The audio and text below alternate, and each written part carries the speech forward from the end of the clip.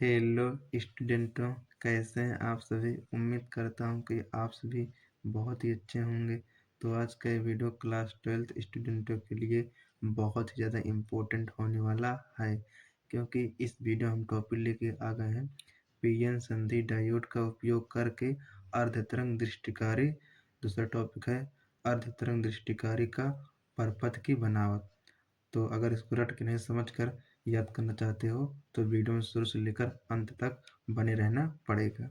तो वीडियो ज़्यादा देरी न करके हम आते हैं अपने टॉपिक पर और देखते हैं टॉपिक का क्या नाम है। तो देखता हूँ कि जो हमारा पहला प्रश्न है ये कितने वर्षों में पूछा गया है। तो देखते हैं। तो टॉपिक का नाम है पीएन संधि का उपयोग करके अर्धतरंग दृष्टिकारी का परिपथ चित्र कीजिए तथा इसकी कार्यविधि समझाइए।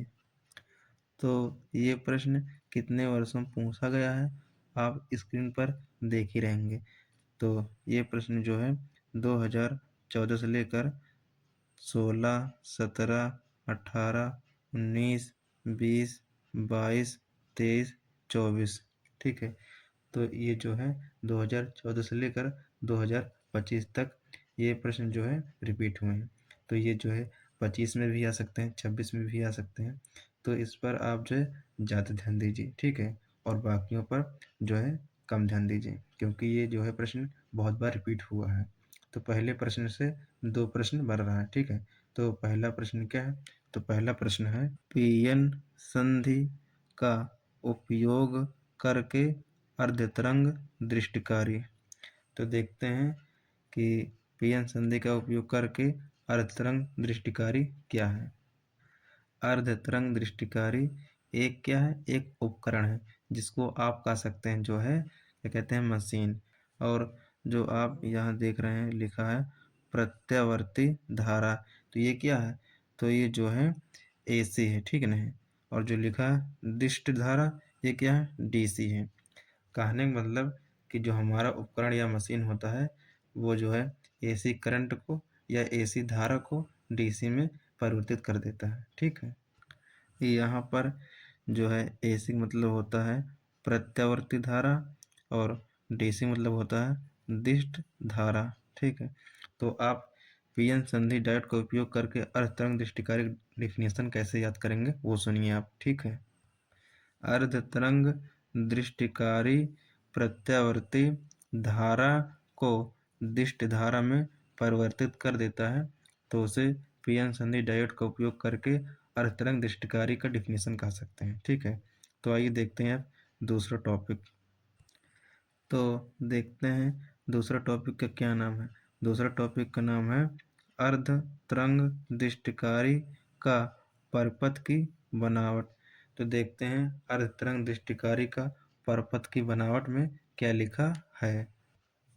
जब ट्रांसफार्मर की प्राथमिक कुंडली P को एक प्रत्यावर्ती धारा स्रोत से जोड़ते हैं तथा द्वितीयक कुंडली S को पीएन संधि डायोड तथा प्रतिरोध से जोड़ दिया जाए तो निर्गत वोल्टता प्रतिरोध के सिरों के बीच उत्पन्न होता है।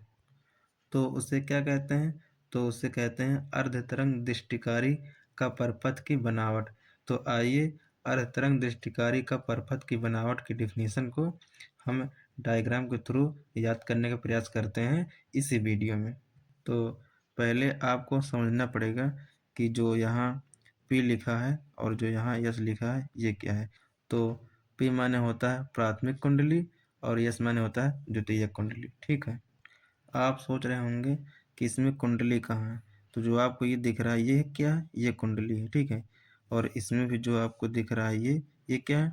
ये भी कुंडली है, ठीक है। तो आप सोच रहे होंगे कि ये क्या है? तो ये हमारा जो है निवेश बोल्टता है, जहाँ से जो है धारा प्रवाहित होती है। और जो है ये हमारा क्या है? ये हमारा जो है पीएन संधि डायोड है, ठीक है। और जो आपको यहाँ दिख रहा है जो है ये हमारा क्या है? आर। तो आर जो हमारा है ये है प्रतिरोध, ठीक है ना। तो पीएन संधि डायोड तथा प्रतिरोध को जोड़ देते हैं, किससे? द्वितीयक कुंडली से। ये हमारा क्या है? तो ये हमारा जो है निर्वात बोलता है, मतलब जो कि धारा यहाँ से जो है आती है और यहाँ से धारा जो है जाती है। ठीक है। निर्वात जो बोल्टता होता है ये किसके बीच उत्पन्न होता है? तो ये जो है प्रतिरोध के बीच उत्पन्न होता है। ठीक नहीं, यहाँ पर आशा करते हैं कि आप डायग्राम समझ गए होंगे। तो डायग्राम समझ गए होंगे तो आप अर्थरंग दृष्टिकारी का परपथ की बनावट की डिफिनीशन कैसे याद करेंगे वो सुनिए आप। पहले आप ये जान लीजिए कि ये भी ट्रांसफार्मर है और ये भी ट्रांसफार्मर है। ठीक है। जब ट्रांसफार्मर की प्राथमिक कुंडली P को एक प्रत्यावर्ती धारा स्रोत से जोड़ते हैं तथा द्वितीयक कुंडली S को पीएन संधि डायोड तथा प्रतिरोध से जोड़ दिया जाए तो निर्गत वोल्टता प्रतिरोध के सिरों के बीच उत्पन्न होता है। उसे आप कह सकते हैं अर्धतरंग दृष्टिकारी का परपथ की बनावट की डिफिनीशन है। आशा करते हैं कि आपको पीएन संधि डायोड का उपयोग करके अर्धतरंग दृष्टिकारी और अर्धतरंग दृष्टिकारी का परपथ की बनावट इसी वीडियो में समझकर याद हो गया होगा। तब जाकर चैनल पर नए हो चैनल को तुरंत सब्सक्राइब कर दो और वीडियो को लाइक कर दो और कमेंट बॉक्स में ज़रूर बताना कि ये टॉपिक आपको कैसा लगा। जिन बच्चों को लग रहा है कि हाँ हम इस वीडियो को सीखे हैं वो बच्चे ये वीडियो को अपने 10 मित्रों के पास शेयर करने का प्रयास करना। आपसे निवेदन, जिन बच्चों को लग रहा है कि हमारे पास समय बहुत कम है, हम फिजिक्स तैयारी कैसे करें, तो हम यही सलाह देंगे कि अगर वो फिजिक्स का PDF नोट्स लेना चाहते हैं तो दिए गए व्हाट्सएप नंबर पर मैसेज करके फिजिक्स का PDF नोट्स प्राप्त कर सकते हैं और वहीं से अपनी प्रिपरेशन करिए समय देखते हुए। तो चलिए दोस्त, फिर मिलते हैं एक नए टॉपिक के साथ एक नए वीडियो में। Thank you so much for watching this video. Thank you.